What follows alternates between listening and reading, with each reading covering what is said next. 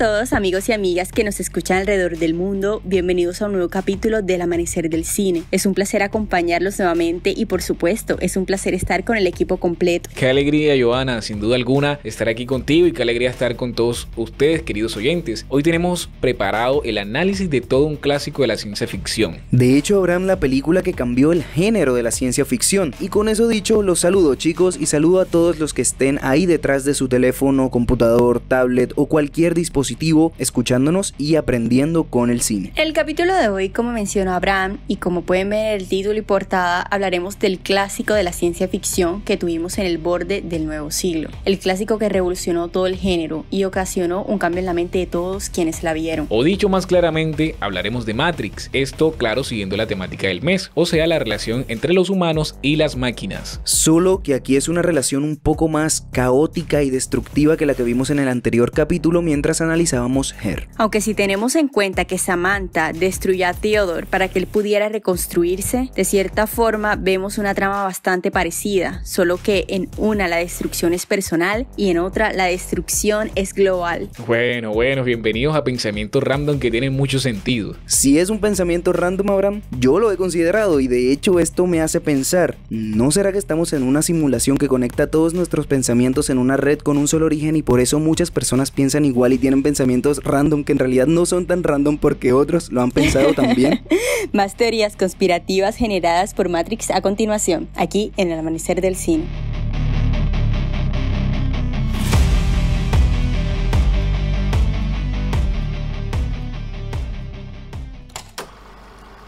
Escuchas El Amanecer del Cine.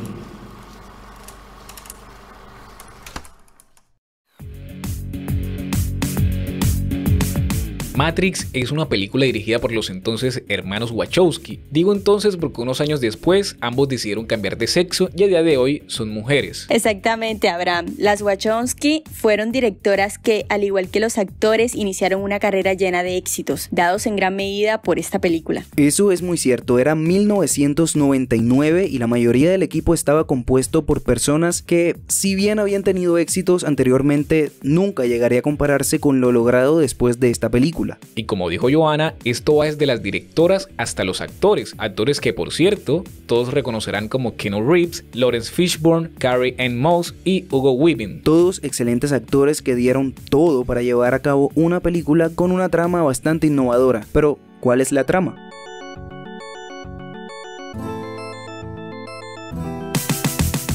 Matrix nos cuenta la historia de Neo, un joven informático quien al descubrir que su mundo no es más que una simulación creada por máquinas que dominan la realidad, decidirá hacer todo lo que esté a su alcance para destruirla y así salvar la raza humana. En el camino se encontrará con Trinity y Morfeo, dos aliados que lo protegerán y le enseñarán las reglas de la simulación llamada Matrix, y se enfrentará al agente Smith, un programa que intentará detenerlo a toda costa. Matrix es una película con una calidad impresionante que marcó y sigue marcando tendencia alrededor del mundo y que permite analizar muchos de los elementos inmersos en su creación. Y como debemos entender cuál fue la visión con la que se creó esta película, el primer elemento a analizar es la dirección y la forma en que las Wachowski plasmaron y pensaron en todo lo que nos mostraría en la película.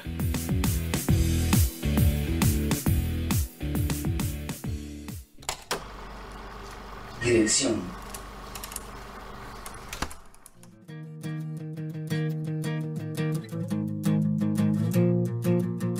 Bueno, como Abraham mencionó anteriormente y como podemos ver en los créditos de Matrix, la dirección se encuentra bajo el nombre de los hermanos Wachowski, pero solo para aclarar, nosotros hablamos y hablaremos de las hermanas Wachowski, porque a día de hoy lo son y creería que es algo que debe recalcarse, porque en varios momentos de la película se pueden notar algunos elementos que hacen pensar en la liberación que buscaban los entonces hermanos para su propia vida. Tienes razón, Joana, pero lo verdaderamente importante es lo que ya mencionaste, que a día de hoy son dos directoras que han marcado tendencia con muchas de sus películas, por su estilo único, claro, ¿cierto, Diego? Eso es correcto, Abraham. Las Wachowski son directoras que en todas sus películas y en todos sus guiones tienen puntos bastante parecidos, y el más claro es que siempre son historias futuristas que mezclan la ciencia ficción con la filosofía en un entorno de acción. De hecho, siempre utilizan el modelo narrativo conocido como el viaje del héroe, modelo que si no conocen explicaré más adelante cuando hablemos de guión.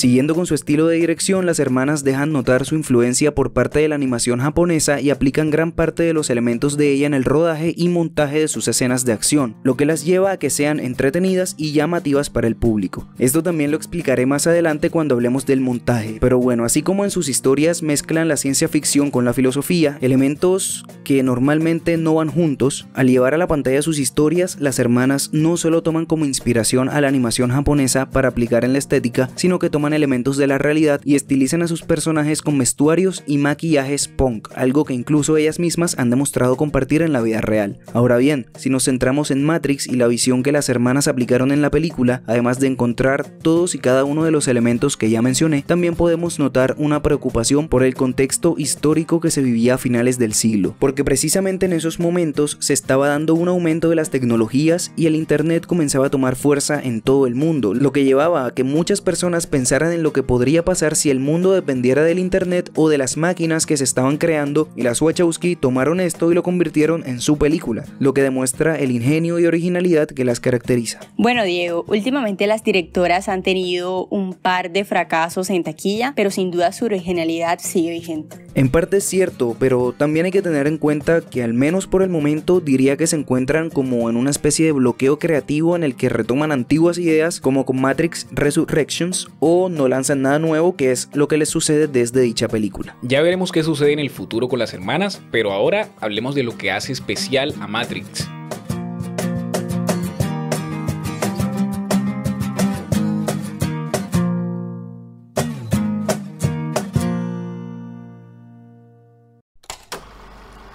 Guión y desarrollo de personaje.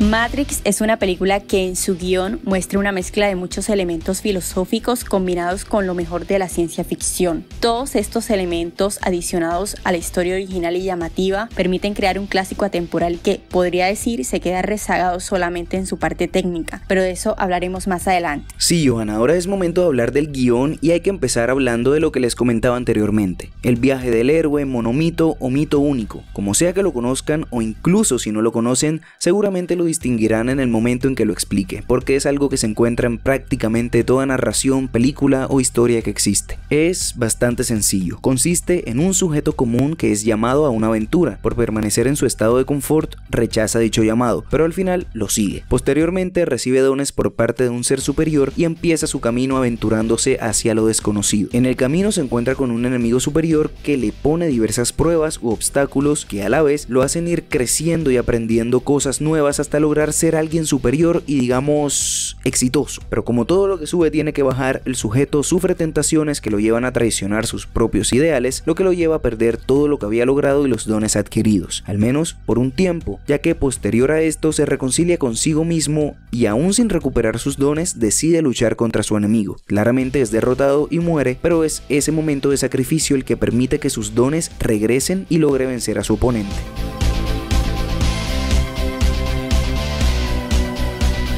Aunque el viaje del héroe continúa, es en este punto donde terminan la mayor parte de las historias que utilizan esta estructura narrativa, y por ejemplificar lo podemos encontrar en La Odisea de Homero, Viaje al Oeste de Wu Chang-gen, algunos cuentos de los hermanos Grimm, y si lo llevamos al cine, los mejores ejemplos son El Señor de los Anillos, cualquier película de superhéroes y por supuesto Matrix.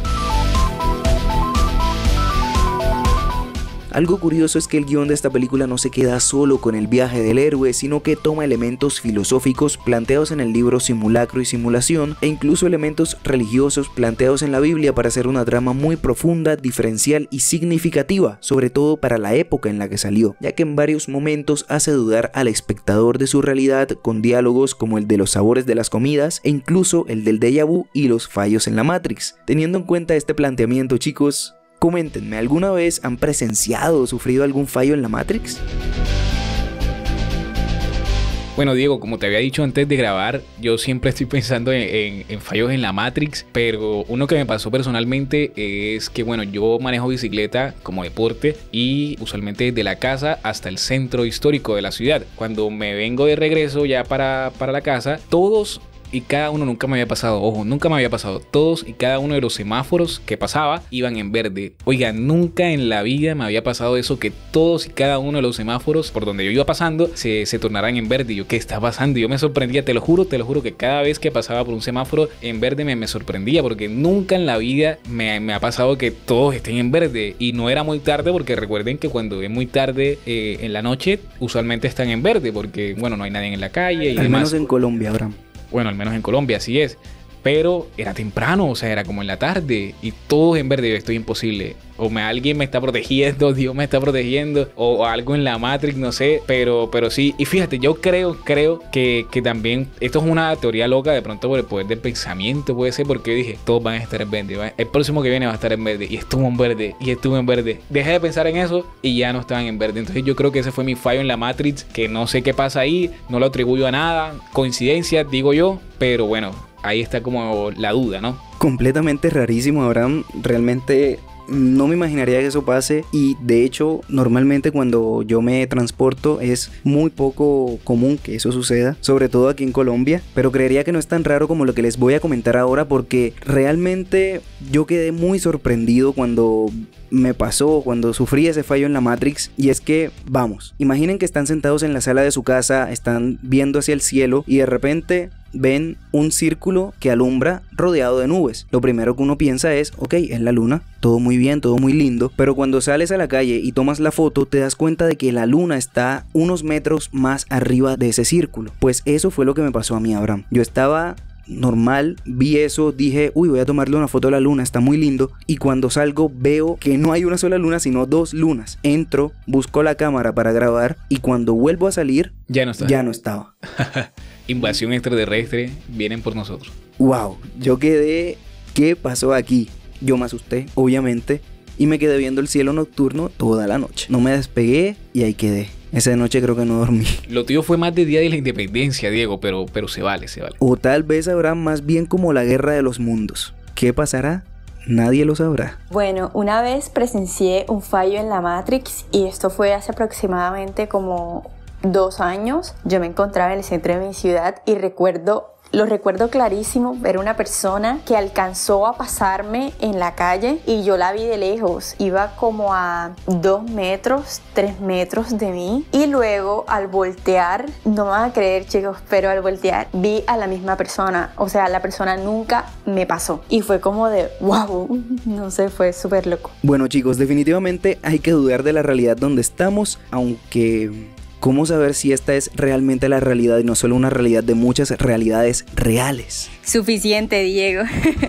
Sí, ya, Joana, ya. Sigamos con el guión, porque aunque no lo crean, hay más. Y es que el guión de Matrix varía en los géneros, porque, por ejemplo, en el primer acto todo parece un thriller policíaco. En el segundo vemos más la ciencia ficción, y ya en el último se convierte en una película de acción más. Ahora bien, durante toda la película podemos observar que el guión le da un énfasis especial a las decisiones del protagonista. Al principio con las pastillas para salir de la Matrix, y luego con la decisión de ser el elegido o no. Hay muchas más escenas donde mencionan las decisiones, pero creería que estas son las más importantes y se encuentran precisamente en los 2 primeros actos, porque el tercero es donde la película baja un poco la calidad para poder entretener. Por ejemplo, la decisión final de Neo de convertirse en el elegido fue tan repentina que parece tomada de Rápidos y Furiosos, porque fue como ese diálogo que se convirtió en meme que dice tuve fe. Y como si eso fuera poco, tras la muerte de Neo nos encontramos con un beso de amor verdadero que lo resucita, un beso dado por Trinity, un personaje con quien, listo, si bien demuestra una química, nunca es desarrollada al punto de convertirlo en un interés amoroso real, por lo que realmente lo considero algo forzado. Ahora bien, esto es un análisis, no una crítica, pero precisamente por eso es necesario decir que aunque no es algo que afecte demasiado, sí fue un bajón para lo que se venía viendo anteriormente, ya que se pasó de diálogos filosóficos y científicos a diálogos donde todo se resuelve por el poder del amor. Bueno, a pesar de las falencias del guión al final,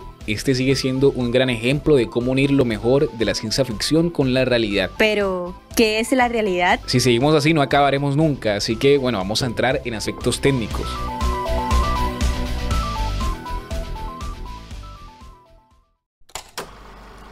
Cinematografía.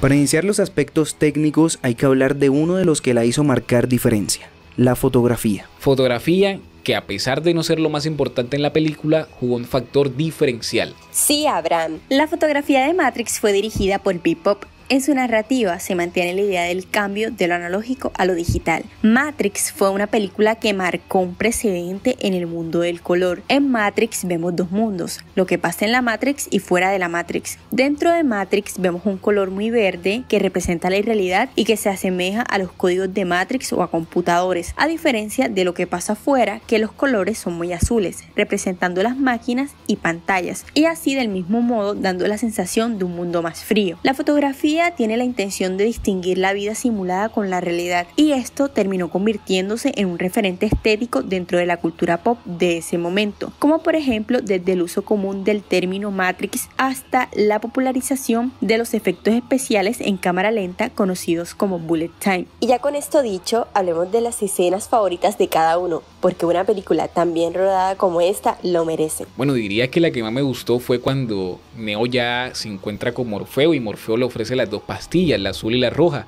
Yo creo que esa escena nos da como ya una visión y un argumento de los directores de decir que existe una posibilidad de quedarte en una simulación y que está viviendo una simulación el personaje, o ver la realidad, oscura, dura, pero al fin y al cabo la realidad. Al igual que Abraham, a mí me gusta mucho la escena de Morfeo donde le da las dos pastillas, y es porque me parece que tiene un trasfondo bastante filosófico. De por sí que la película ya es bastante filosófica, pero con esta escena es como que te das cuenta de que es donde se resume más bien todo lo filosófico, en el sentido de que Morfeo lo pone a elegir, y creo que es una elección de o tienes la verdad o simplemente te quedas en la ignorancia, un poco también al estilo de Platón con el mito de la caverna, en el que o simplemente decides seguir tu vida siguiendo los pasos de la sociedad, consumiendo, volteando la vista, o simplemente vives con esa verdad aunque sufras. Entonces realmente por eso me gusta mucho. Bueno chicos, mi escena favorita ni siquiera es una escena completa, es solamente una parte de la escena, que es cuando Neo habla con el niño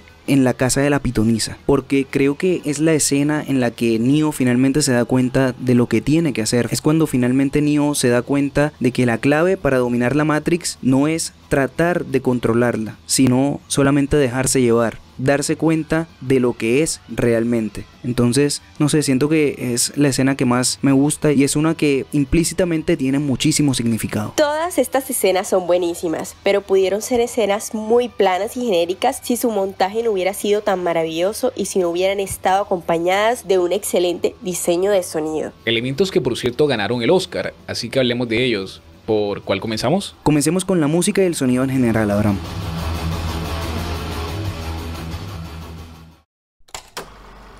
Diseño de sonido.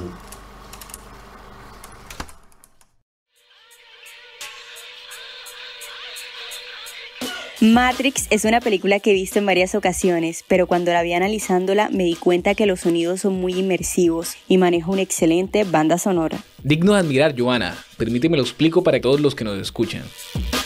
El diseño sonoro de Matrix nos recuerda a una clásica película de espías. Si no supiera que es Matrix, pensaría que estoy viendo a Tom Cruise en algún momento tenso de Misión Imposible. Sin embargo, la principal marca de esta banda sonora es el rock, las baterías y la guitarra eléctrica, las cuales hacen un ensamble adecuado con las escenas dentro de la Matrix, como si la misma rebeldía del rock estuviera representada en Neo, el elegido que liberará a la humanidad al rebelarse contra el simulacro en el que todos viven. Y de hecho, Abraham, si nos vamos más allá de la música, encontramos efectos de sonido que fueron innovadores y completamente creativos, porque al pensar en un mundo más futurista, lo que se espera es que hayan elementos más avanzados y sonidos diferentes a los que conocemos. Por eso la tarea de crear dichos sonidos se le encargó a todo un equipo y ellos debieron trabajar a veces solo con ideas, ya que por la época los efectos especiales a computador tardaban en generarse. Con la creación de todos estos sonidos se logró la creación de un ambiente en el que los efectos de sonido acompañaran a los efectos especiales y permitían de alguna forma hacer sentir al espectador como parte de la película. Nosotros somos jóvenes y la vemos en un TV de 60 pulgadas por grande, pero no quiero imaginar la experiencia que debió ser verla en salas de cine en el 99. Tuvo que ser algo genial, comparable a lo que fue Avatar 1, con esos 3D y esos paisajes espectaculares, y Avatar 2, por supuesto. Sin duda alguna, pero esta experiencia está reforzada por el montaje, el cual es simplemente el mejor elemento técnico de la película, así que hablemos de eso.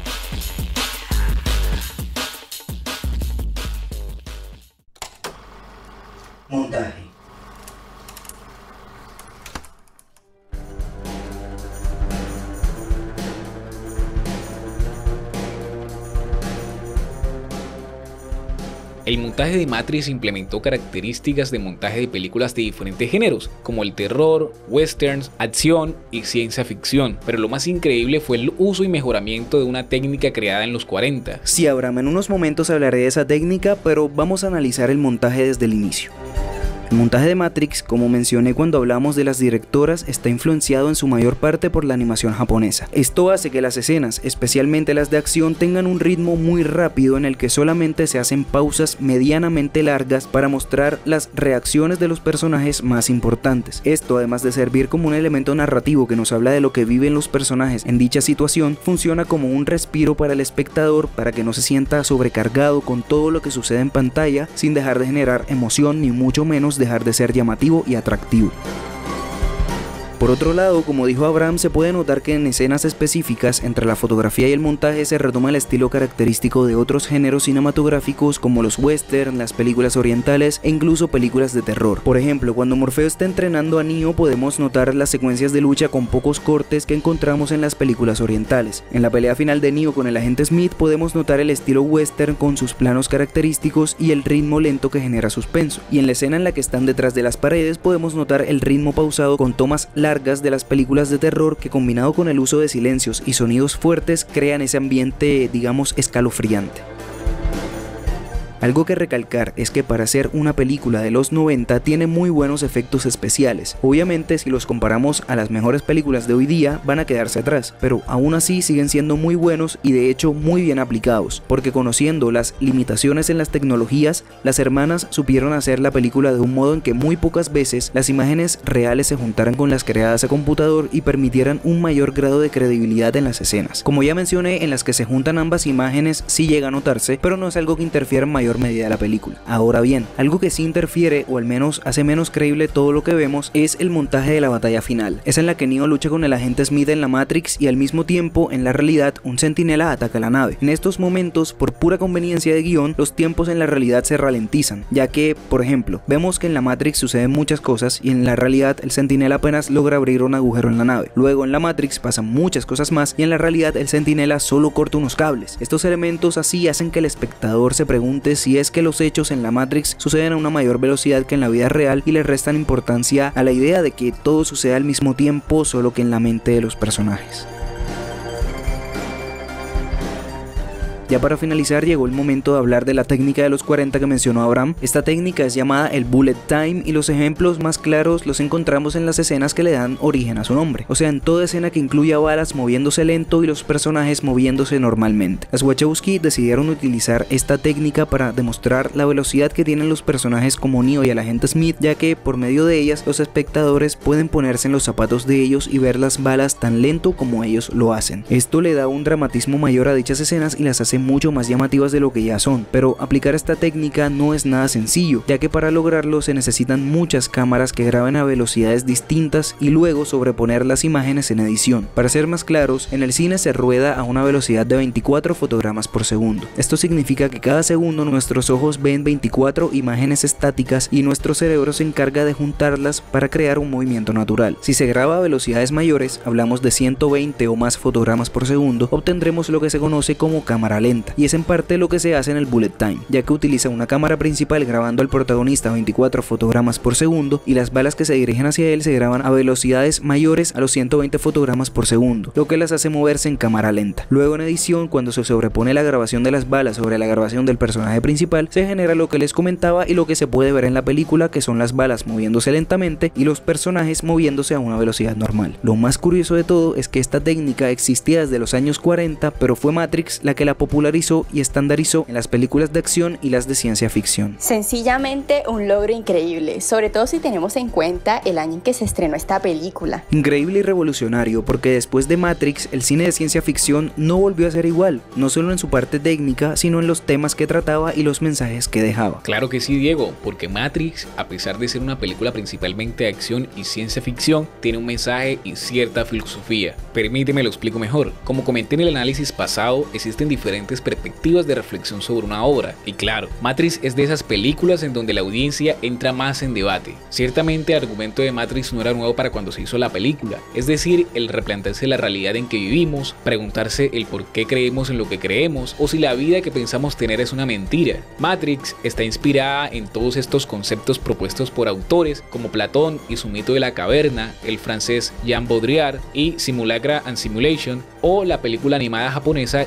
Ghost in Shell, donde se explora la experiencia de vivir una realidad creada a partir de una serie de simulaciones. En este sentido, creo que la reflexión de Matrix sobre nuestra sociedad es que más allá de la posibilidad de que nuestra realidad física es una simulación, es que la construcción de la sociedad misma está plagada de muchas fantasías e imaginarios mediados por la sociedad del espectáculo, donde las relaciones humanas se reducen a mercancía para el consumo de todos. Pero por supuesto, esta es mi visión personal y como dije, este filme es la excusa perfecta para abrir el debate sobre la realidad, simulación y relaciones humanas. Algo de lamentar es que parte de ese mensaje se haya perdido en las secuelas, Abraham, pero eso es tema para otro capítulo. Por ahora hablemos de los datos curiosos que dejó el rodaje de esta gran película.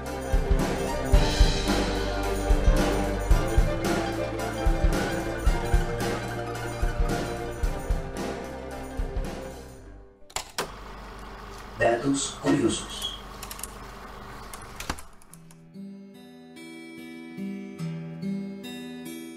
El primer dato curioso tiene que ver con el tatuaje del conejo blanco sobre un hombro, que hace referencia al libro de Alicia en el País de las Maravillas y simboliza el paso de la realidad a la ficción, o en el caso de Matrix, al mundo digital. Otro dato curioso es que Will Smith pudo ser el elegido. Fue candidato para interpretar a Neo en Matrix, pero tuvo que rechazar la oferta ya que comenzaba el rodaje de Wild Wild West. Y el último dato curioso es que esta película tiene influencia del libro 1984 de George Orwell, en el que se retrata la vida de un personaje que es vigilado por un sistema totalitario.